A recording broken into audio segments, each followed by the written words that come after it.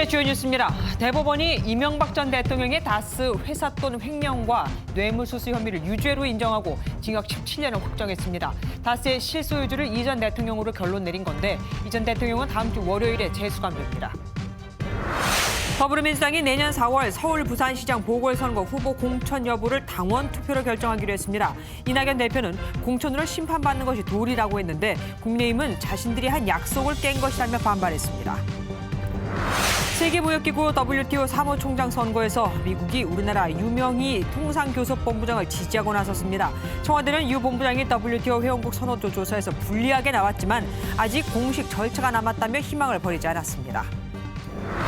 명문대에 보내주겠다며 대학 입시에 필요한 과제를 수백만 원씩 받고 대필, 대작한 학원 강사와 학생들이 대거 적발됐습니다. 학생 대부분은 재력가 집안이었는데 경찰은 교육부와 대회 주최에 적발 사항을 통보하겠다고 밝혔습니다.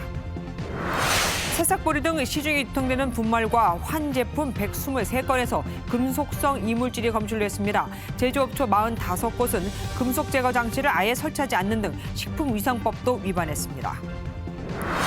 이번 주말 헬로윈 데이를 앞두고 클럽들은 휴업에 들어갔지만 인파가 파티룸과 술집으로 몰려 당국이 긴장하고 있습니다. 특히 파티룸은 좁은 공간에 50-60명이 들어가 감염에 취약한데 이태원과 홍대 등 서울 이훈과의 파티룸은 이미 예약이 다 끝났습니다.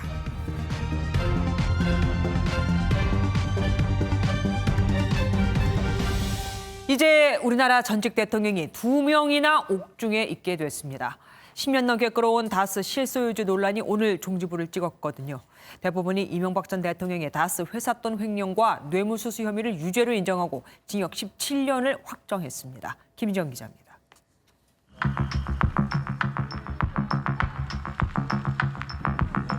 다스는 누구 것인가?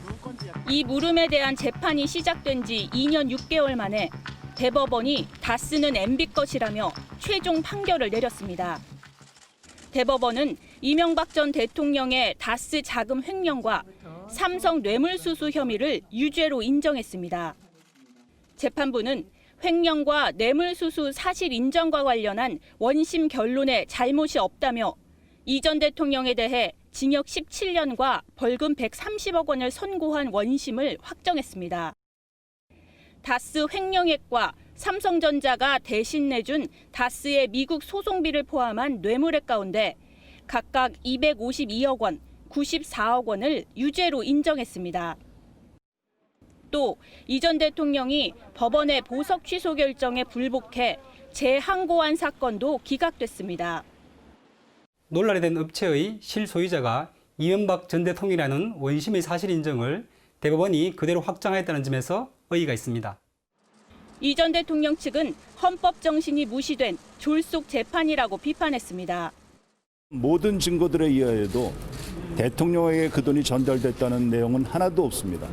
재심 등의 모든 수단을 법이 허용하는 모든 수단을 통해서 진실이 밝혀질 수 있도록.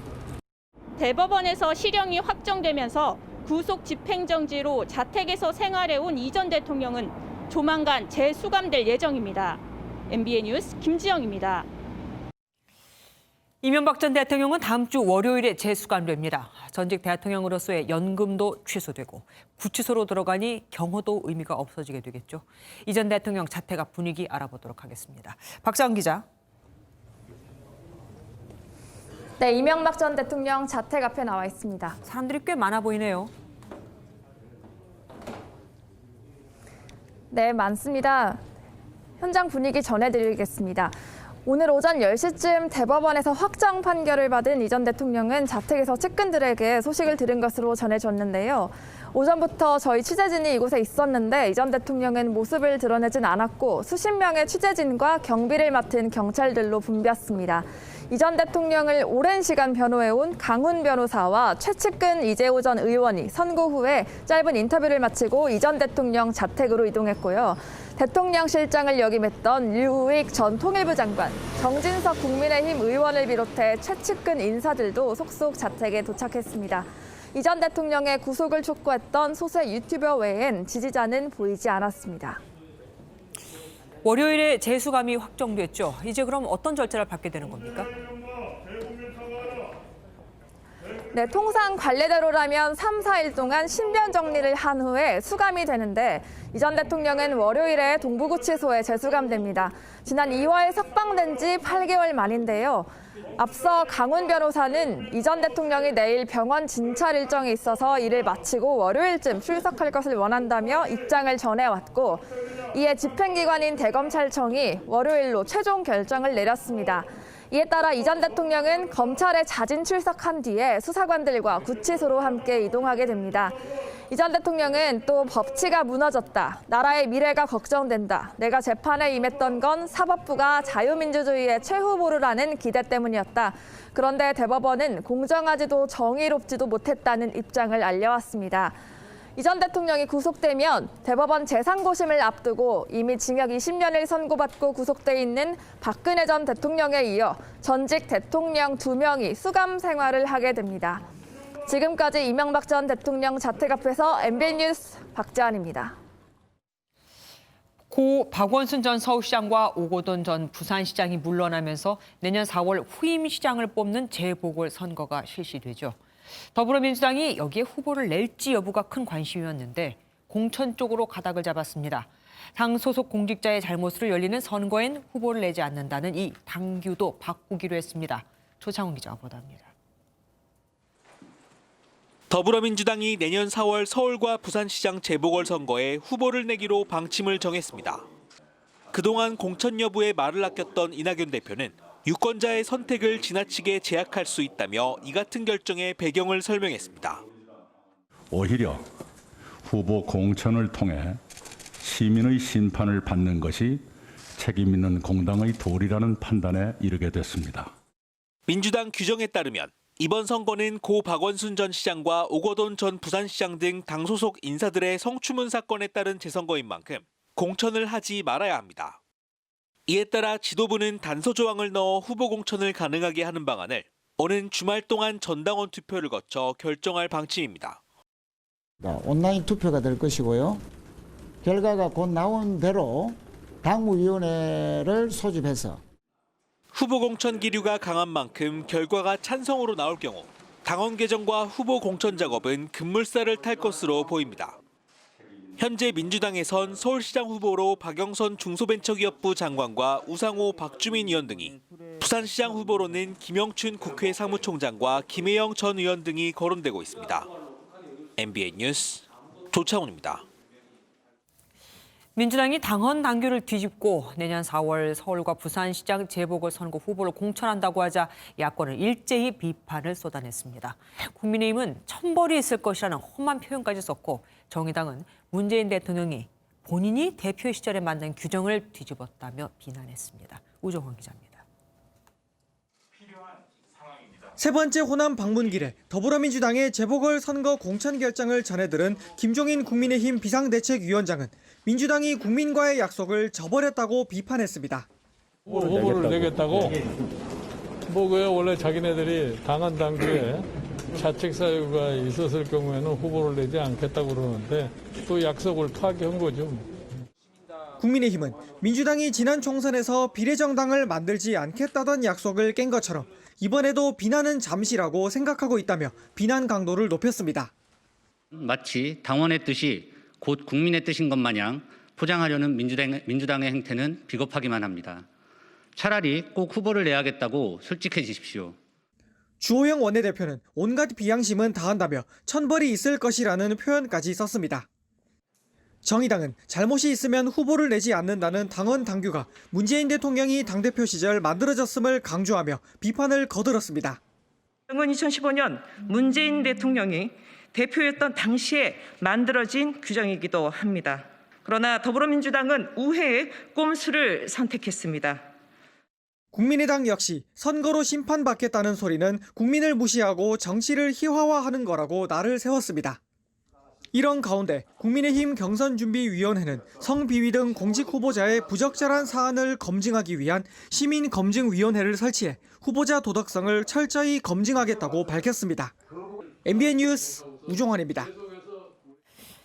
국민의힘이 이렇게 발끈하는 건 자기네는 서울 부산시장 후보로 내세울 만한 인물이 아직 보이질 않기 때문일 겁니다. 여당 잘못으로 보궐선거를 하는데 그 자리도 못 뺏어오는 것도 망신일 테고요. 이런 현실을 반영해서일까요? 당내에서는 안철수 국민의당 대표와 힘을 합치자는 목소리가 커지고 있습니다. 전정인 기자입니다. 안철수 국민의당 대표와의 연대설이 나올 때마다 번번이 혹평을 쏟아냈던 김종인 국민의힘 비상대책위원장. 하지만 당내 중진 의원들 중심으로는 안 대표와 힘을 합쳐야 한다는 목소리가 커지고 있습니다. 중진들은 김상훈 당 경선준비위원장과 만난 자리에서 김 위원장에게 안 대표 등 당 안팎의 잠재적 후보군을 존중해달라는 뜻을 전달해달라고 말한 것으로 전해졌습니다. 우리의 체격을 더 키워야 된다고 보고 있고요. 그런 면에서 안철수 대표 같은 경우도 우리가 같이 함께 힘을 합칠 수 있는 좋은 파트너라고 생각합니다. 내년 재보궐선거를 앞두고 이른바 반문연대를 만들자는 건데 안 대표의 후원회장이었던 최상용 전 주일대사도 최근 김 위원장을 접촉한 것으로 알려졌습니다. 안 대표를 서울시장 선거에 범야권 후보로 내세우면 어떻겠냐는 메시지를 전달했다는 겁니다.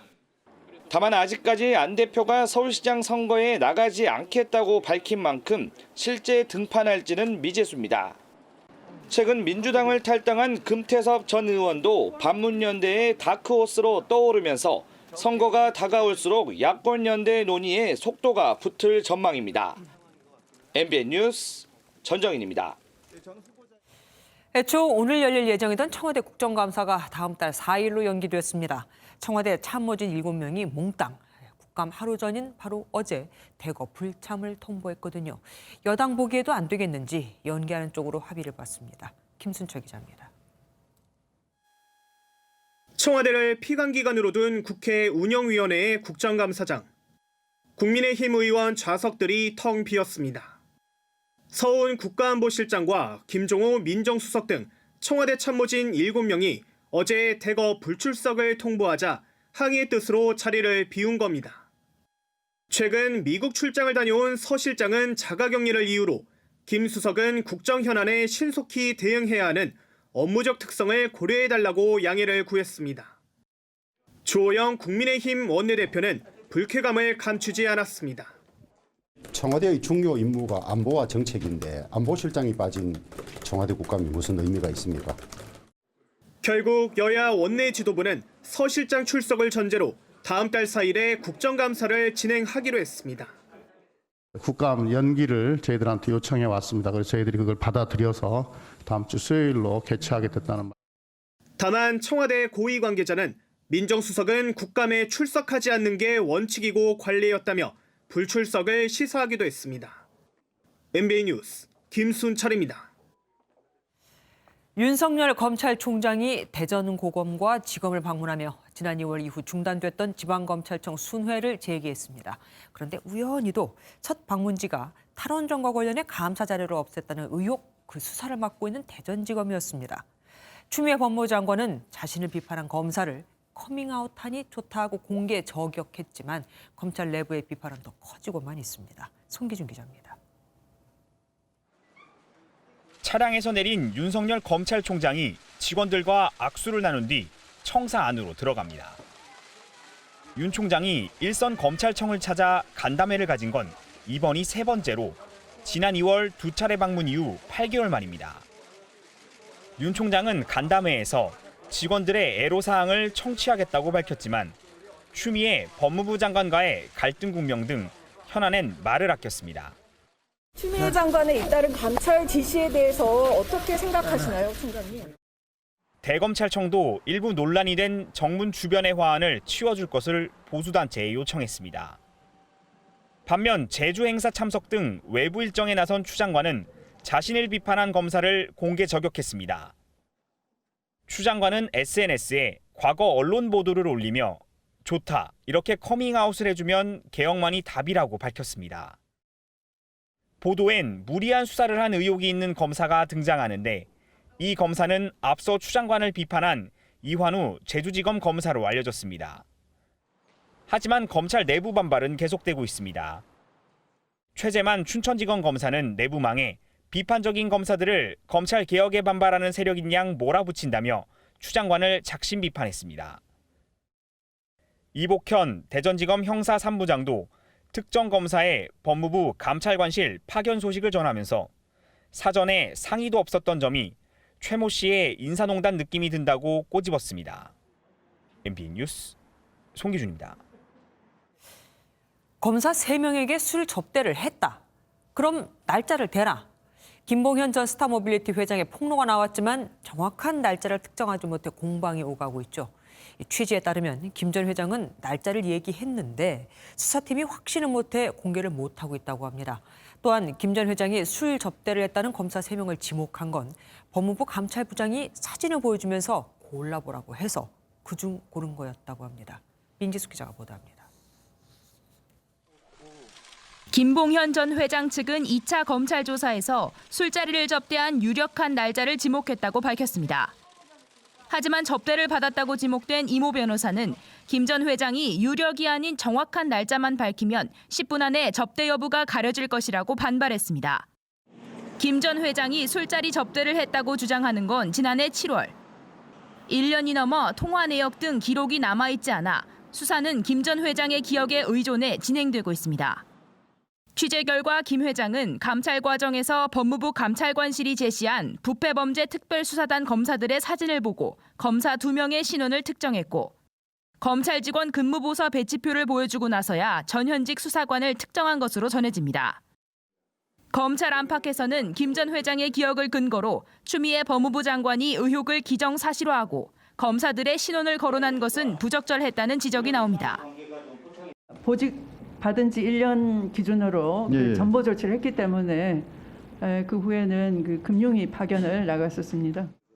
수사팀은 날짜를 잘못 특정했을 경우 접대 입증은커녕 자칫 낭패를 볼 수 있어 이 변호사의 소환 시점도 잡지 못하는 것으로 전해집니다. MBN 뉴스 민지숙입니다. 서울 강남의 사우나 방문자를 중심으로 18명이 코로나19에 집단 감염됐습니다. 이 사우나에서는 마스크도 못 쓰지만 습도 또 온도가 높아 호흡수가 많아지고 그래서 감염 우려가 더 크다고 합니다.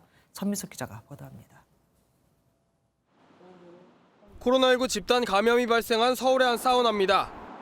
지난 26일을 시작으로 지금까지 18명이 감염됐습니다.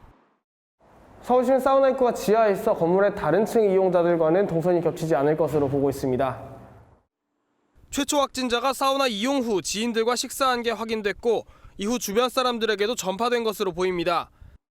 습기와 열기 때문에 마스크를 착용하기 어려운 사우나는 이미 여러 차례 집단 감염 위험이 지적된 바 있습니다. 용인에서도 동문 골프 모임 누적 확진자가 45명으로 느는 등 소규모 확산은 이어지고 있습니다. 오늘 코로나19 확진자는 전국 125명입니다. 이틀 연속 세 자릿수 확진인데 사회적 거리두기가 1단계로 하향된 날로부터 1일 확진자가 100명을 넘긴 날은 엿새째입니다. 주말로 다가온 헬로윈 데이가 또 다른 폭발적 감염으로 연결될까 보건당국은 긴장하고 있습니다. MBN 뉴스 전민석입니다. 뜸하던 교회발 감염도 다시 발생했습니다. 대구의 한 교회에서 신도등 10명이 확진됐는데 교인 320명에 대한 조사가 이루어지고 있어서 확진자 추가에 또 N차 감염 우려도 큽니다. 심우영 기자가 보도합니다. 대구 서구의 한 교회 옆 골목으로 신도들을 가득 태운 버스들이 줄지어 들어갑니다. 잠시 후 차에서 내린 사람들이 교회로 향합니다. 이 교회에서 첫 확진자가 나온 건 지난 27일. 신도인 80대 여성이 처음 확진됐습니다. 방역당국이 교인 320여 명과 접촉자 등을 전수 검사하는 과정에서 지금까지 9명이 감염됐습니다. 현재 116명 검사 중이고 폐쇄한 줄 알고 있는데요. 확진된 교인 중 1명은 대구 동구의 한 미용실을 방문한 것으로 확인돼 N차 감염 가능성도 있습니다. 이 교회는 첫 확진자가 나온 이후에도 대면 예배를 강행한 것으로 알려졌습니다. 인근 주민들은 주말마다 많은 교인이 찾는다고 말합니다. 할아버지, 할머니들, 장애인들 일요일, 토요일만 되면은 100명 이상 항상 모였어요. 일반인들 모르고 지나도 그 등간은 또 전파될 거 아니에요. 대구시는 이달 중 이 교회에서 예배를 본 시민들에게 외출 자제와 함께 진단검사를 받아달라고 당부했습니다. MBN 뉴스 심우영입니다. 이번 주말 헬로윈 데이를 앞두고 방역 당국의 대대적인 점검에 서울 이태원과 강남의 대형 클럽들은 자체적으로 휴업을 하기로 했다고 하죠. 그런데 빈 틈이 있었습니다. 당국의 감시를 피해 호텔 파티룸과 주점 등에서 대규모 파티를 계획하고 있는 겁니다. 이미 빈 방이 없습니다. 권영범 기자가 취재했습니다. 헬로윈 파티를 함께할 사람들을 찾는 SNS 게시글입니다. 장소는 서울 마포구의 한 파티룸으로 30명 정도가 모일 예정입니다. 방역 당국이 이번 주말 유흥업소 점검 강화를 예고한 데다 일부 클럽이 자체 휴업에 들어가자 파티룸으로 사람이 몰리는 겁니다. 이태원과 홍대 등 서울 중심가 파티룸의 경우 이미 예약이 다 끝났습니다. 밤타임 예약 원하시는 건가요? 밤타임은 예약이 다 차서 그래요. 저희가 지금 31일 마감이에요. 파티룸은 좁은 공간에 최대 50명에서 60명까지 수용하는 곳도 있어 감염에 취약할 수밖에 없습니다.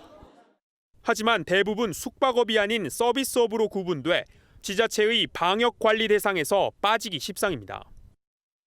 파티룸 같은 경우라 그래도 아직까지 그 위험성이 아주 낮다는 이런 증거는 없기 때문에 방역에 대한 관심을 가주셔야 될 것 같습니다. 헬로윈을 즐기려는 인파가 클럽이 아닌 파티룸과 술집 등에 몰리는 이른바 풍선 효과가 예상되면서 4차 유행에 불씨가 되는 것은 아닌지 우려의 목소리가 나옵니다. MBN 뉴스 권용범입니다. 통행 금지 수준으로는 소용이 없었습니다. 병원이 모자라 군용기로 환자를 실어 나를 정도가 되자 결국 프랑스는 나라 전역을 봉쇄하기로 했습니다. 전 세계 일일 코로나 확진자도 51만 명으로 역대 최고치를 경신했습니다. 김태린 기자가 보도합니다.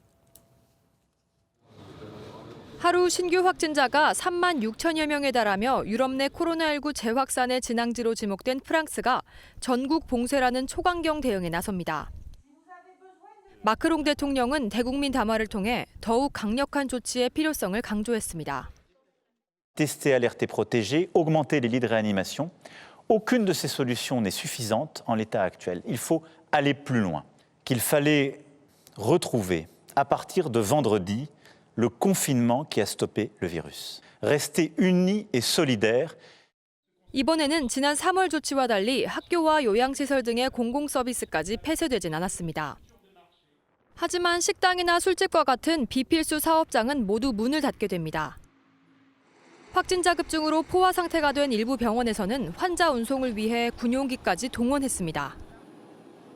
전국을 봉쇄하기로 한 프랑스에 이어 독일도 일부 지역에 대해 봉쇄 조치를 내릴 예정입니다.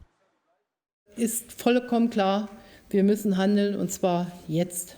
Gastronomiebetriebe, Bars, Clubs, Diskotheken, Kneipen und ähnliche Einrichtungen werden geschlossen. 다른 유럽 국가들도 비상입니다. 이탈리아는 어제 하루 확진자가 2만 5천여 명에 육박해 또 최다 기록을 경신했고 영국도 2만 명 이상, 벨기에에서는 지난 한 주 동안 신규 확진자가 40% 가까이 증가했습니다. 27일에는 전 세계 코로나19 확진자가 51만 명을 넘어 일일 확진자로 역대 최고치를 나타냈습니다. MBN 뉴스 김태림입니다. 오늘 새벽 스위스에서는 세계무역기구 WTO 사무총장 선거의 여론조사 결과가 발표됐습니다. 일종의 선호도 조사인데 아쉽게도 우리나라 유명희 통상교섭본부장이 나이지리아 응고지 오콘조 이에왈라 후보에게 뒤진 것으로 나왔죠. 이렇게 되면 보통은 관례상 이 본부장이 후보를 사퇴하고 나이지리아 후보를 회원국들이 추대하는데 갑자기 돌발 상황이 발생했습니다. 이 후보가 패배를 인정하려는 그 찰나에 미국이 공개적으로 이 후보 지지 선언을 한 겁니다. WTO 사무총장 선거는 선호도 조사에서 이긴 후보가 반대표까지 흡수해서 만장일치 추대를 받는 식으로 운영되는데 최강 미국이 나이지리아 후보를 끝까지 반대하니 부담이 될 수밖에요. WTO를 통해 나중에 혹 불이익을 받게 될까? 보통은 반대를 하지 않고 다른 나라 후보를 지지하는데 이번엔 대놓고 미국이 나이지리아 후보를 비토까지 한 겁니다. 미국이 저렇게까지 반대하는 이유는 뭘까요? 다시 오리무중에 빠진 WTO 사무총장 선거의 막판 변수, 이무영 기자가 정리해봤습니다. 미국이 차기 세계무역기구 WTO 사무총장 선거에서 우리나라 유명희 후보를 지지한다고 공개 선언했습니다. One delegation could not support the candidacy of Dr. Ngozi and said they would continue to support South Korean Minister Yu. That delegation was the United States of America.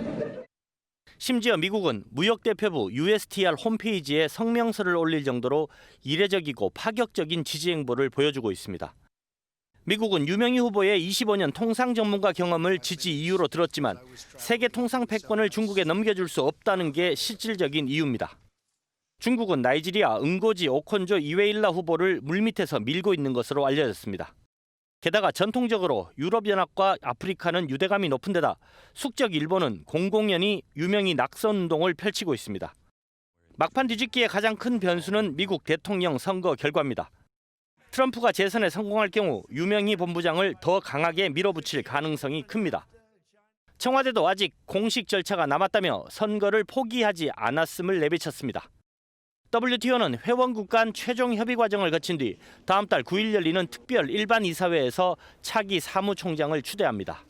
MBN 뉴스 이무형입니다. 부정선거 혐의를 받는 정정순 더불어민주당 의원의 체포동의안이 국회 본회의를 통과했습니다. 5년 만에 체포동의안 가결 대상이 된 정 의원은 결과를 받아들인다면서도 억울함을 호소했습니다. 백길종 기자입니다. 국회는 본회의를 열어 더불어민주당 정정순 의원에 대한 체포동의안을 처리했습니다. 총 투표수 186표 중 가 167표, 부 12표, 기권 3표, 무효 4표로서 국회의원 정정순 체포 동의안은 가결되었음을 선포합니다. 국민의힘 소속 의원들은 민주당 의원에 대한 체포 동의안을 민주당이 결정해야 한다며 표결에 참여하지 않았습니다. 체포 동의안이 처리되면서 청주지방법원은 검찰이 청구한 정 의원의 체포영장에 대한 심사 절차를 밟게 되는데 체포영장이 발부될 가능성이 큽니다.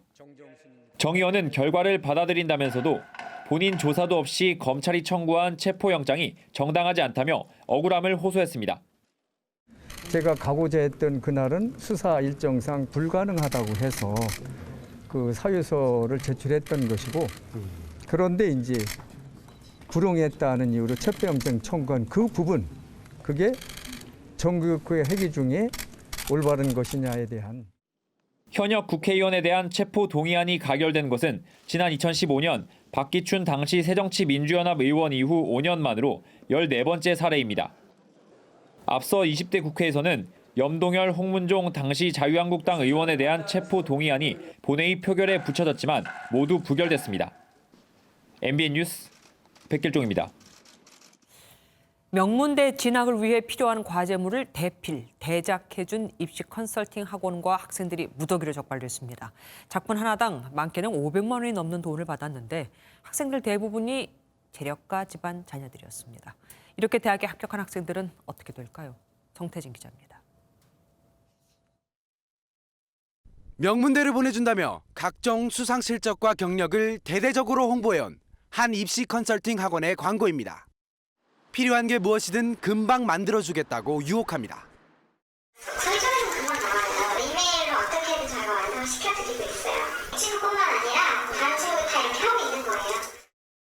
한 학부모는 학원 측에 특정 과제물이 필요하다고 은밀히 요청하고 완성된 결과물이 마음에 들지 않는다며 강력히 항의하기도 합니다. 서울의 한 입시 컨설팅 업체가 돈을 받고 대필 대작을 하다가 경찰에 적발됐습니다. 학생별로 강사를 지정하고 학생들은 이와 같이 작성된 결과물을 마치 스스로 창작한 것처럼 2017년 6월부터 지난해 7월까지 대필 대가로 작품당 많게는 560만 원이나 건넸고 강사가 대필한 작품을 학생이 읽고 본인의 표현대로 바꾸도록 하는 치밀함도 보였습니다. 이런 불법으로 대회에서 수상한 학생 수는 60명.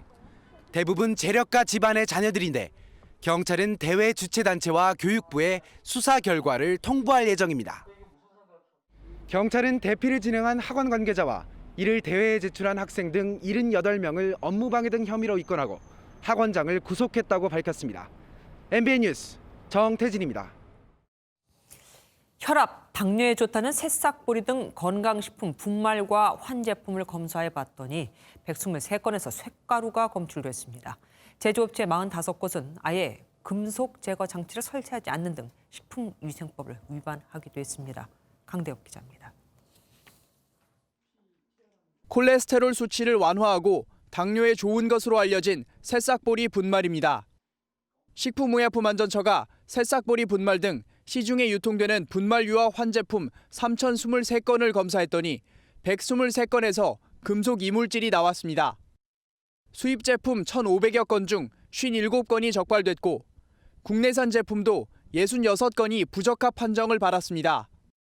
이번 검사 결과 기준 규격 위반이 확인되어 판매 중단과 회수 폐기 조치를 하였으며 치사량 수준까지는 아니지만 건강을 생각해 제품을 구매했던 시민들은 당혹감을 감추지 못합니다. 건강을 위해서 먹은 음식 자체가 이제 건강을 해칠 수 있게 되는 상황이 오는 거잖아요. 그렇게 되면 굉장히 분노를 느낄 수밖에 없다라고. 위생도 불량이었습니다. 제조업체 2,979곳 중 45곳이 식품위생법을 위반한 것으로 드러났습니다. 이 업체는 분말 속에서 쇳가루를 제거하는 장치를 설치하지 않았다가 이번에 적발됐습니다. 식약처는 적발된 업체에 대해 행정처분 조치와 함께 공인된 검사를 받아야만 제품을 유통할 수 있는 검사 명령을 내렸습니다. 부적합 판정을 받은 제품과 업체 목록은 식품안전나라 홈페이지에서 확인할 수 있습니다. MBN 뉴스 강대엽입니다. 아이들이 자유롭게 뛰어다니는 아파트 단지 안이나 단지 내 주차장, 일명 도로 외 구역이라고 불리는 곳에서 교통사고가 발생했을 때는 운전자 처벌이 쉽지 않다는 걸 아십니까? 단지 내 도로가 일반 도로로 지정돼 있지 않아서, 쉽게 말해서 사유지라서인데 마땅한 대책이 아직도 없습니다. 정태훈 기자가 취재했습니다. 경기도의 한 아파트입니다. 지난 7월 이곳에서 귀가하던 8살 아이가 달려오던 차량을 피하지 못하고 숨졌습니다. 운전자 과실이 드러나 재판에 넘겨졌지만 사실상 처벌이 힘듭니다. 아파트 등 별도의 통제가 이루어지는 도로들은 사유지로 인정되는데 이렇게 되면 도로교통법에 적용을 받지 않아 관련 처벌 등의 의무가 없는 겁니다. 이러다 보니 숨진 아이의 부모가 운전자의 엄벌을 촉구하는 국민청원을 올리기도 했습니다. 보통상 2년을 넘기지 않는 게 판례라고 하더라고요. 사람을 죽이고도 2년 미만의 처벌을 받는다면 계속 반복될 것이라고 생각됩니다. 저희 아이는 이미 죽었지만 더 이상 희생되는 것을 막고자. 실제로 도로 외 구역에서의 교통사고는 해마다 증가하고 있는데 주택단지나 주차장에서의 사고가 압도적으로 많았습니다. 어린애들은 특히 주의가 산만하거든요. 운전하시는 분들도 같이 조심하셨으면 좋겠고 아파트 내에서도 조금 법을 다시 한번 봐줬으면 좋겠습니다. 관련 법안이 꾸준히 발의돼 왔지만 아직 논의 단계에 머물러 있습니다. 도로 외 지역의 생활 공간들이 계속 늘어나죠. 그래서 이 부분에 대한 교통안전 시설물의 설치, 행위자에 대한 처벌 이런 것들이 아직 정립이 안 돼 있습니다. 최고 속도를 제한한다는 사고가 났을 때의 그 벌칙 조항 제대로 갖춰지게 하자라는 그런 취지입니다. 아파트 교통사고의 99%가 과속이 원인인 만큼 저행운전과 함께 가정과 학교에서의 지속적인 안전교육이 필요하다는 지적입니다. MBN 뉴스 정태웅입니다. 회사에서 해고된 것도 서러운데 실업급여까지 못 받으면 어떨까요? 실업급여를 신청했다가 거절당해 알아보니 전 직장에서 내 사직서를 위조한 거였습니다. 스스로 그만둔 것으로 돼 있으니 실업급여가 안 나올 수밖에요. 김보미 기자가 취재했습니다. 관광버스 기사 송성용 씨는 지난 2월 코로나19 확산으로 관광객이 끊기면서 회사를 나왔습니다. 재취업도 안 되자 지난 4월 실업급여를 신청했는데 돌아온 건 받을 수 없다는 기각 결정이었습니다. 억울한 마음에 피보험 자격 확인 청구를 했더니 근무했던 회사 중 한 곳이 송 씨의 사직서를 허위로 꾸민 사실을 알게 됐습니다. 개인 일신상의 이유로 퇴사한다. 즉 자발적 퇴사 의사가 담긴 사직서에 누군가 송 씨의 필체로 서명해놨던 겁니다. 제가 서명을 하지도 않아서 뿐더러 그 사실 자체도 몰랐고 생계 유지를 위해서 제가 얼마나 힘들게 취업도 안 되고 관광업이 제로 상태에서 너무나 힘들었습니다. 송 씨는 직접 고용노동부에 찾아가 항의했지만 돌아온 건 입증 책임은 본인한테 있다는 답변이었습니다. 회사 측은 조작한 적이 없다는 입장이라 결국 송 씨가 직접 돈을 내고 필적 감정을 의뢰해 대필 결론을 받아내야만 했습니다. 본인의 그 확인도 없이 그렇게 처분을 한다는 게 이게 타당한가 이렇게 생각이 들어요. 유전된 사직서 하나에 의해서 가장 5인 가족의 가장에 이런 실업급여 수부권을 방해한 고용노동부는 송 씨의 청구를 받아들였고 송 씨는 6개월이 지난 뒤에야 실업급여를 받을 수 있게 됐습니다. 근로복지공단에서 또는 노동부 차원에서 사업주의 의견만 믿기보다는 근로자의 어떤 의견이나 자필 서명이 들어갔다면 근로자의 의사가 정말 일치하는지 확인하는 절차가 추가적으로 필요하다. 실직자들의 이런 피해를 줄이려면 근로자 측 상황이 우선 고려되는 제도 개선이 필요하다는 지적입니다. MBN 뉴스 김봄입니다. 청와대 바로 뒤 북악산은 경호 문제로 일부를 제외하고는 일반인 출입이 전면 통제돼 있었죠. 청와대가 52년 만에 이 북악산 둘레길을 시민들에게 개방하기로 했습니다. 황재영 기자가 돌아봤습니다. 지난 1968년 북한에서 내려온 김신조 간첩 일당은 박정희 대통령을 암살하기 위해 청와대 바로 뒤 북악산에 침투했습니다. 박정희 대통령을 모았다를 거하고 그다음에 주의하는 간부들을 총살하기 임무를 받았습니다. 북악산 곳곳에는 지금도 총탄의 흔적이 남아있을 정도로 간첩 31명과 우리 군경이 치열하게 전투를 벌였습니다. 이 사건 이후 북악산은 일부 성곽길을 제외하고는 일반인 출입이 전면 금지됐습니다. 대통령 경호처는 다음 달 1일부터 52년 만에 북악산의 북측면에 둘레길을 조성해 일반인에게 개방한다고 밝혔습니다. 탐방 가능한 둘레길은 2.2km 길이로 이 중 한양 도성과 근접한 300m에서는 성벽을 바로 앞에서 관측할 수 있습니다. 이번 개방은 문재인 대통령이 청와대 인근 북악산과 인왕산을 개방하겠다고 약속했던 대선 공약을 실천하는 차원에서 진행됐습니다. 인왕산은 제가 지난번에 전면 개방을 했습니다. 북악산도 앞으로 점점 더 개방을 넓혀 나가려고 그런 목표를 가지고 있습니다. 탐방을 원하는 시민들은 11월부터 2월까지는 아침 9시부터 오후 5시까지 창의문, 숙정문 안내소 등 5개 안내소에서 표차를 받은 뒤 등반할 수 있습니다. 북측면보다 청와대와 더 가까운 북악산 남측면은 오는 2022년 개방될 예정입니다. MBN 뉴스 황재현입니다. 내년부터는 서울에 거주하는 중고교 신입생들에게 교복과 태블릿 PC 등을 살 수 있는 입학준비금 30만 원이 제로페이로 지급됩니다. 410억 원 규모인데 지금 교육 현장에서는 예산이 부족하다고 난리죠. 지나친 포퓰리즘이라는 지적도 나옵니다. 윤지원 기자가 보도합니다. 내년부터 서울시에 주민등록을 둔 중고등학교 신입생은 모두 입학준비금을 받게 됩니다. 소득과 관계없이 내년 2월 진급할 학교를 배정받고 신청 자료를 내면 제로페이 모바일 상품권 30만 원이 지급됩니다. 이번 입학준비금은 교복, 체육복, 생활복 등 의류와 원격 수업에 필요한 스마트 기기 등을 가정의 필요에 따라 선택할 수 있도록 설계되었다는 말씀을 드립니다. 대상 학생은 13만 6천여 명가량으로 모두 410억 원의 재정이 투입됩니다. 재정은 서울시교육청과 서울시, 자치구청이 5대 3대 2의 비율로 분담하기로 했습니다. 하지만 일각에선 우려도 나옵니다. 서울시교육청이 매년 3조 원의 예산이 더 필요하다며 재정난을 호소하는 상황에서 무리라는 지적입니다. 지방교육체도 상환해야 되고 BTL도 상환해야 되고 빚이 1조 원이나 남아있는 상황인데 현실적으로 무상복지를 자꾸 늘려가는 것은 바람직하지 않다고 봐요. 서울시교육청은 앞으로도 다양한 복지 서비스를 통합적으로 제공하려는 노력을 멈추지 않겠다고 정책 취지를 밝혔습니다. MBN 뉴스 윤지원입니다.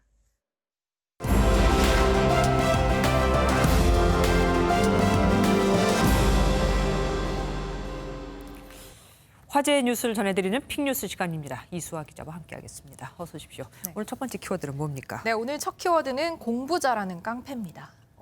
운동 잘하면 공부도 잘한다 뭐 이런 얘기는 들어봤습니다만 이건 뭡니까? 네, 요즘 다시 시끄러워지고 있는 의대생 구제 문제입니다. 네. 이 의료계에서 계속해서 의대생들에게 국시를 볼 수 있는 추가 응시 기회를 요구하고 있는데요. 국가시험이죠? 네, 어제는 공공의대, 의대 증원 등 의료계 현안 논의를 위한 정부와 의료계 자리에서 최대집 의혹회정이 공식적으로 의대생 구제를 요구했고요. 오늘은 의사협회와 범의료계 투쟁위원회 논의가 오후에 열렸습니다.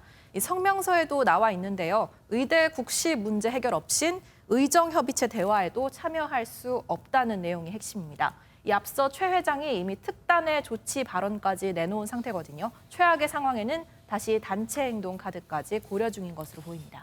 좋지 않은 소식입니다. 어쨌든 정부의 입장은 변함이 없는 것 같던데요. 네, 한결같은 대답을 내놓고 있는데요. 당장 어제 나온 입장도 구제가 어렵다였습니다. 의사협회 쪽에서는 의정협의 이전의 국시 문제를 해결해달라는 요청을 그 자리에서 한 바 있고 의사 국가시험 문제에 대해서는 국민적인 동의가 선행되어야 한다는 종전 입장에서 변함이 없습니다. 국민적인 동의라 뭐 이건 하나로 투표를 할 수도 없는 거고 뭐 사실은 안 된다고 뭐 들립니다.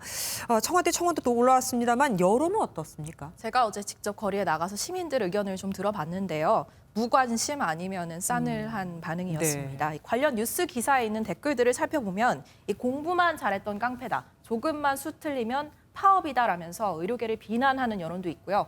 정부는 도대체 어떤 식으로 국민 동의를 얻을 건지 구체적인 방안을 내놓으라면서 정부를 비난하는 여론도 만만치 않습니다. 이 싸움이 계속되는 거는 뭐 정부도 그렇고 의협도 그렇고 다 좋지 않을 것 같습니다.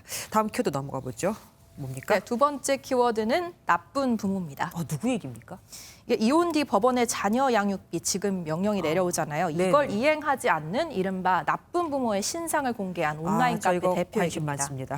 예, 지난해 6월 여기서 신상이 공개됐던 한 남성에게 허위 사실에 대한 명예훼손 혐의로 고소당했는데 1심 재판 결과가 나왔습니다. 이 카페가 꽤 영향력이 큰가 봅니다. 네, 제가 직접 좀 들어가 봤는데요. 5,300명 정도 회원이 가입돼 있는 카페입니다. 이 배드 페런츠, 이른바 나쁜 부모들이라는 제목 아래 양육비를 주지 않는 부모의 신상이 게시돼 있는데요. 나이와 이름, 사진, 그리고 현재 거주지와 직업까지 꽤 구체적인 신상이 적혀 있었습니다. 그래서 법원이 어떻게 결론냈습니까? 유죄? 무죄? 법원은 일단 무죄라고 봤습니다. 네. 이 해당 카페 대표가 남성의 전 배우자로부터 제출받은 자료 그리고 양육비 지급 판결문 등을 확인하고 글을 게시한 경위 등을 고려할 때 일부 내용이 허위라는 사실을 이분이 인식하기 어려웠을 것이라는 이유입니다. 이 카페 대표는 재판이 끝난 뒤에 재판부가 자신이 비방 목적으로 게시글을 올린 것이 아니라는 사실을 인정해줘서 감사하다는 소감을 남겼습니다. 이렇게까지 해야 되나 싶다가도 또 오죽함이랄까 싶기도 합니다. 마지막 키워드 살펴보죠. 뭡니까? 네, 마지막 키워드는 집단 면역 실패입니다. 지금 집단 면역을 실시하고 있는 나라는 뭐 스웨덴 아닙니까? 네, 맞습니다. 스웨덴 보건 당국이 결국 집단 면역 정책 실패를 인정했습니다. 네. 이 집단 면역을 추구하는 것은 윤리적이지도 않고 정당화될 수 없다는 당국자 발언이 나온 겁니다. 또 역사상 백신 없이 집단 면역만으로 전염을 막은 사례는 없다면서 이번에도 예외는 아닐 것이라는 입장을 내놨습니다. 하긴 연금을 많이 받는 노인층이 약하니까 많이 숨지면 국가에 도움이 돼서 그런다 뭐 이런 비난 아닌 비난도 있었습니다. 어쨌든 이제 와서 정책 실패를 인정한 때가 좀 이상하긴 한데 사망자가 많이 늘었으니까 그랬겠죠? 네, 스웨덴의 경우에는 이 가을에 접어들면서 2달간 감염률이 8배 가까이 늘었습니다. 네. 신규 확진자 수는 일주일 만에 70% 치솟았고요. 사망자는 모두 5,900여 명으로 인구 대비 사망률이 현재 최고로 심각한 미국과 비슷한 수준입니다. 네. 결국 일부 지자체에서는 봉쇄를 자발적으로 선택하는 등 뒤늦게 사태 수습에 나서고 있습니다. 국민의 생명을 담보로 너무 위험한 시험을 한 게 아닐까 싶기도 합니다. 오늘 말씀 여기까지 듣겠습니다. 고맙습니다. 미국 대통령 선거 닷새전 승부를 가를 핵심 경합주를 놓고 탈환이냐 방어냐 두 후보의 막판 경쟁이 치열합니다. 대표적인 캐스팅 보트 지역인 플로리다에서는 처음으로 트럼프 대통령이 바이든 후보를 따돌렸다는 조사도 나왔습니다. 신혜진 기자입니다. 미 대선이 일주일도 채 남지 않은 가운데 트럼프 대통령과 바이든 민주당 후보가 막판 경합주 공략에 한창입니다. 트럼프 대통령은 대선 풍향계로 통하는 애리조나를 찾아 2016년 승리를 다시 안겨달라고 목소리를 높였습니다. If you vote for Biden, it means no kids in school, no graduations, no weddings, no Thanksgiving. He is a puppet. 애리조나주는 전통적으로 공화당 표밭이었지만 정작 지금의 민심은 바이든을 향해 있습니다. 바이든 후보는 4년 전 빼앗긴 경합주 탈환에 공을 들이고 있습니다. 델라웨어주에서 사전 투표를 마친 바이든 후보는 트럼프의 가장 큰 약점인 코로나19 대응 실패를 정조준했습니다. This is not political. It's patriotic. Wearing a mask. Wear one. Period.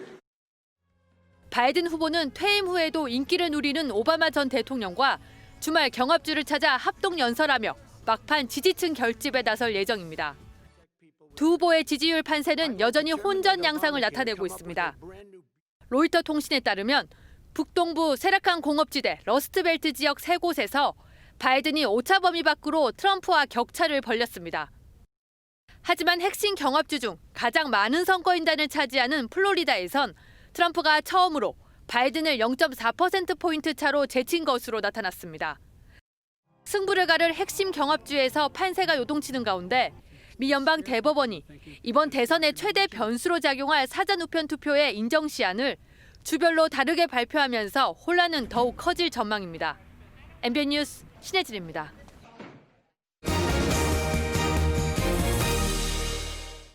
공시가격 현실화에 따른 증세 논란에 중저가 1주택의 재산세를 인하해 부동산 민심을 달래는 방안이 논의되고 있죠. 일단 오늘로 예정됐던 발표는 연기됐습니다. 여당안을 정부가 거절한 건데 내년 보궐선거를 위해 서민들을 그렇게 달래기 위해서 한시적으로 세금을 내리려 한다는 비난도 많습니다. 정정 기자가 보도합니다. 서울 강남구의 한 아파트 단지입니다. 이달 초 방 2개짜리 가구가 13억 7천만 원대에 팔렸습니다. 공시가격은 시세의 61%인 8억 4천만 원. 1주택자 종합부동산세 부과 기준인 9억 원 턱 밑입니다. 공시가가 9억 원에 육박하는 이 아파트를 중저가 주택으로 보고 재산세를 낮춰줄지 말지 정부와 민주당이 이견을 보이고 있습니다. 민주당은 공시가격 9억 원 주택까지 세부담을 낮추자는 입장입니다. 서울에서는 전체 공동주택의 89%인 225만 가구가 전국에선 98%가 재산세 감면 대상에 들어갑니다. 이렇게 되면 실거래가 12억에서 13억 원짜리 강남 아파트 주인도 세금 혜택을 봅니다. 반면 정부는 중저가 주택의 급격한 세부담을 막기 위한 취지에 맞게 공시가격 6억 원, 즉 시세 8억에서 9억 원으로 기준을 좁히자는 입장입니다. 가격대별로 재산세 감면폭을 차등화하는 방안도 검토되는 가운데 당내에서도 6억이냐 9억이냐를 놓고 여러 의견이 엇갈리고 있습니다. 공시가를 끌어올리면 집값이 안 올라도 세금이 급증하는 만큼 조만간 발표될 재산세 완화 기준에 촉각이 쏠리고 있습니다. MBN 뉴스 정주영입니다. 지난해 연평균 우리나라 임금 근로자 수는 2,044만 명. 직장인의 평균 대출액은 1인당 4,245만 원이었습니다. 2017년 처음 시작된 조사이긴 하지만 1년 전보다 280만 원 이상 빚이 늘면서 4천만 원을 넘어섰죠. 연령별로는 40대가 6천만 원을 넘어 가장 많았고 30대와 50대도 5천만 원 이상의 부채가 있었습니다. 눈여겨볼 점은 젊은 층 대출이 급격하게 늘었다는 겁니다. 29세 이하 직장인 대출은 1년 전보다 46.8% 증가해 모든 세대에서 가장 크게 늘었고 30대도 14%가 증가했거든요. 통계청은 젊은 층의 보금자리론과 전세자금 대출 비중이 크게 늘었다. 그러니까 결국 거주 문제와 관련해서 이런 일이 있었을 것이라고 분석했습니다. 국내 주식시장의 V자 반등을 이끌어온 건 소위 동학개미로 불린 개인 투자자들입니다. 그런데 정부가 양도소득세 대상이 될 대주주 요건을 3억 원으로 강화하겠다고 하자 연말에 매도 물량이 쏟아질 것이라는 우려가 크죠. 너무나 성난 여론에 여당이 걱정 말라며 다독였는데 과연 만족할 만한 대책이 나올까요? 김문영 기자가 알아봤습니다. 올해 들어 9월까지 이른바 개미 투자자들은 국내 주식을 계속 사들였습니다. 하지만 이달 들어서는 코스피 시장에서 이들 개인이 순매도로 돌아섰습니다. 일단 상승장에 따른 조정도 있지만 주식 양도세를 내는 대주주의 요건을 3억 원으로 낮추기로 한 방침 때문에 투자 열기가 꺾였다는 분석이 나옵니다. 대주주 요건 강화 시마다 적게는 2조 원, 많게는 6조 원까지 개인 투자자들의 매물 출회가 있었는데요. 세금이 오를 것이고 그로 인해서 내가 손실을 볼 수 있다는 불안감들이 차익 매물을 좀 야기하고 있다고 생각합니다. 개편안이 적용되면 주식 양도세 대상이 되는 이른바 동학개미 대주주의 수는 12,600명에서 93,500명으로 늘어납니다. 가족 합산 조항은 현대판 연좌제라는 주장도 나옵니다. 결국 여당이 민심 다독이기에 나섰습니다. 며칠 안에 곧 그 결과를 여러분이 들으시게 될 거고요. 방향은 여러분께서 걱정 안 하셔도 될 거다. 이 같은 발언에 화답하듯 오늘 외국인과 기관이 국내 주식을 팔아치운 반면 개인은 1조 원 가까이 사들였습니다. 여당은 이번 주말 당정협의에서 2023년까지는 현행 기준인 10억 원을 유지하도록 유도할 방침이지만 기획재정부는 기존 3억 원 안에 변화가 없다는 입장입니다. MBN 뉴스 김문영입니다. 연주자도 없는데 피아노 건반이 저절로 눌려 피아노 연주가 됩니다. 세상을 떠나는 거장의 연주법을 그대로 배운 AI 피아니스트가 인간 오케스트라와 첫 연주를 펼쳤습니다. 이혁근 기자가 다녀왔습니다.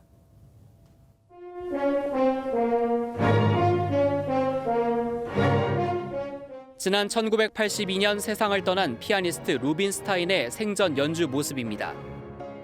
호쾌하고 화려하면서도 탁월한 기교가 연주 특징으로 손꼽힙니다. 루빈스타인 사후 38년, 연주회장에 다시 거장의 음악이 울려 퍼집니다. 그런데 연주자의 모습이 보이진 않습니다. 오늘의 주인공은 인공지능 AI 피아니스트입니다. 루빈스타인의 피아노 정보만 정확하게 추출해서 그것을 정형화한 후에 자동 재생 피아노로 보내서 연주를 하게 됩니다. AI 피아니스트가 연습한 루빈스타인의 연주는 1시간도 안 되는 분량이지만 마치 루빈스타인이 부활한 것처럼 빼어난 연주 실력을 뽐냅니다. 인공지능 피아노와 인간 오케스트라의 이번 협연은 세계 최초로 진행됐습니다. 만화책 같은 데 보면은 귀신 들린 피아노가 이제 나오는데 조금 무섭기도 하고 기술이 많이 발전했다라는 생각이 들었습니다. AI 피아니스트와 인간 오케스트라의 색다른 협연 영상은 다음 달 11일 일반에 공개됩니다. MBN 뉴스 이혁근입니다. 다음 주로 다가온 미 대선에서 누가 대통령이 되든 앞으로 10년 동안은 미중 경쟁이 최고조에 달할 것이라는 전망이 나왔습니다. 섣부른 선택보다는 호주나 독일, 일본 등 중견 국가와 연계를 통해 이 같은 위기를 극복해야 한다는 주장도 제기됐는데요. MBN과 동아시아 연구원 주최로 열린 심포지엄 신동규 기자가 다녀왔습니다. 동아시아 연구원은 앞으로 10년 뒤면 미중 경제 규모가 비슷해지고 30년 뒤엔 국방비 지출이 백중지세를 이룰 걸로 전망했습니다. 취임 후 첫 외부 기조연설에 나선 최종건 외교부 1차관은 안보는 미국, 경제는 중국이라는 냉전적 사고방식에서 벗어나야 한다고 강조했습니다. 우리나라가 강대국 사이에 여러 압박을 받고 있다는 인식이 내포되어 있고 그러한 관측은 의미가 있고 유효하기도 합니다. 그러나 우리 스스로의 선택지를 제약할 필요는 없다고 생각합니다. 토론자로 참여한 홍익표 더불어민주당 의원과 조태용 국민의힘 의원은 우리나라가 중견국 연대에서 리더십을 발휘하는 게 중요하다는 데 의견을 같이 했습니다. 미중 경쟁 상황에서 호주나 독일, 일본 등과 연대를 통해 해법을 모색해야 한다는 뜻입니다. 대한민국 외교의 3대 기본 방향은 확대 협력 외교, 원칙에 따른 관행을 축적하는 일관성 있는 외교, 국민과 기업을 보호하고 미래 경쟁력을 확보하는 전략적 경제 외교입니다. 대한민국의 외교상의 진로를 고민하고 방향을 잡아주시면 국가 외교 당국이 거기에 토대로 해서 정말 나라의 명운을 건다는 생각으로 진로를 잡고 결정해 가야 되는 것이 아닌가 싶습니다. 여야 정치권은 MBN과 동아시아연구원이 공동 주최한 이번 심포지엄이 미 대선을 앞두고 시의적절했다며 국익 차원에서 외교 전략을 함께 마련해야 한다고 입을 모았습니다. MBN 뉴스 신동규입니다. 일본 스가 요시히데 총리 취임 이후 처음으로 한일 외교 국장급 협의가 열렸습니다. 분위기는 나쁘지 않았던 것 같은데 우리나라에서 열릴 한중일 정상회담에 올 거냐 하는 질문엔 답이 없었다고 합니다. 배준우 기자가 보도합니다. 방한에 나선 다키자키 시게키 일본 외무성 아시아 대양주 국장이 외교부를 찾아 김정한 아시아 태평양 국장과 강제징용, 수출 규제 등 한일 주요 현안을 논의했습니다. 시간이 답은 찍어야 돼.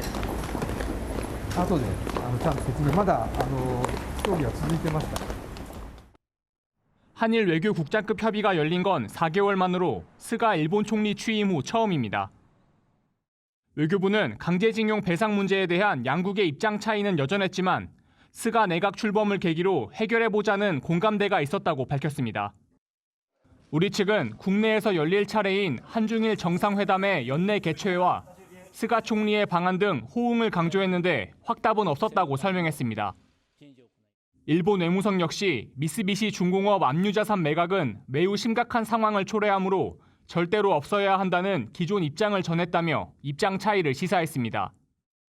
대전지방법원이 미쓰비시 중공업의 국내 압류자산 매각에 필요한 공시송달을 결정해 다음 달 10일 이후 강제 매각이 가능해진 상황. 대화에 나선 한일 외교당국이 악화 일로인 한일 관계 회복에 실마리를 찾을지 주목됩니다.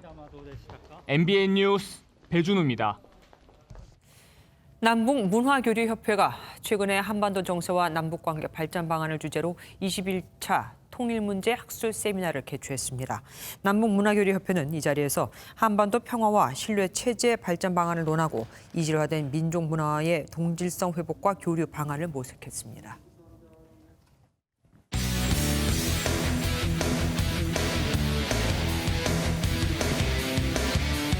스포츠 뉴스입니다.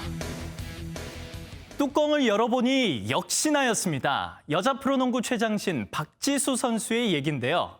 외국인 선수 제도가 없어지자 압도적인 높이를 앞세워 그라운드를 평정하고 있습니다. 전남주 기자가 보여드립니다. 박지수가 점프슛을 막아내고 골밑을 파고든 선수의 공을 완벽히 눌러버립니다. 동료 득점이 실패해도 상대 머리 위로 날아올라 공격 리바운드를 따내고 점수를 올립니다. 여자농구 최장신 196cm 박지수의 위력적인 모습입니다. 박지수는 외국인 선수가 없는 올 시즌 평균 27.8점, 15.8개의 리바운드를 기록하며 압도적인 모습을 보이고 있습니다. 말 그대로 박지수 천하, 1라운드 MVP 선정은 당연했습니다. 용병이 저를 맡았는데 어쨌든 그 매치가 없어지다 보니까 20득점 10리바 정도 하는 게 제 목표예요. 블록슛은 기본적으로 한 5개 정도 압도적인 높이에 기술까지 겸비한 박지수를 막을 방법은 사실상 없습니다. 여자농구팀 센터와 비슷한 신장인 기자의 시선으로 박지수를 수비해보니 포스트업에선 순간적으로 방향을 트는데 따라갈 수 없고 바로 앞에서 던지는 점프슛은 손이 닿지도 않았습니다. 통합 우승을 최우선 목표로 내건 박지수는 MVP, 득점왕 타이틀에 욕심을 내기보단 자만하지 않겠다고 말했습니다. 우승 후보로 뽑아줘도 저 팀들도 다 우리를 그래도 노리고 있겠지라는 생각을 항상 가지고 있고 그래서 저희가 준비를 좀 더 잘 해야 될 것 같아요. MBN 뉴스 전남주입니다. 오늘 찬바람이 먼지를 모두 밀어내면서 서울의 가시거리는 20km까지 탁 트였습니다. 추운 게 미세먼지보다 낫다고 생각하시는 분들도 계신데요. 이번 추위 덕분에 당분간 깨끗한 하늘이 이어지겠습니다. 한편 낮부터는 가을 햇살의 기온이 조금씩 오르면서 강원과 충북, 경북 일부 지역에 내려졌던 한파특보도 모두 해제됐습니다. 내일은 오늘보다 기온 오르겠고 평년 이맘때 가을 날씨를 되찾겠습니다. 오늘 아침 서울은 5.5도에서 출발했는데요. 내일 아침은 7도, 한낮에는 19도로 오늘보다 2, 3도가량 기온 높겠습니다. 내일 중부지방 아침부터 차차 구름이 걷히겠습니다. 한낮에는 서울과 대전이 19도까지 오르면서 오늘보다 기온 높겠고요.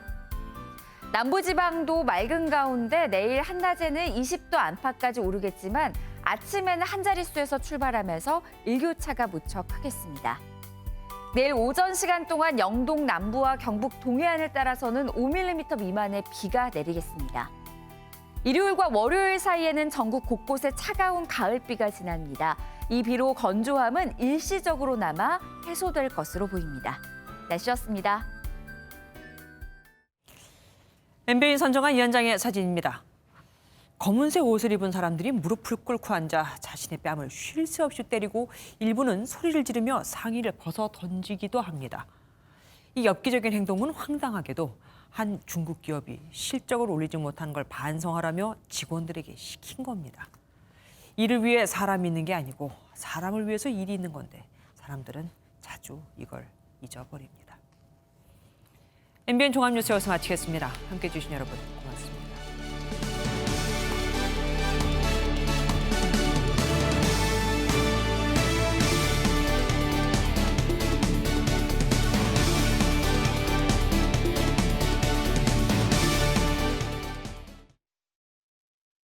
머리 숙여 국민 앞에 사과드립니다.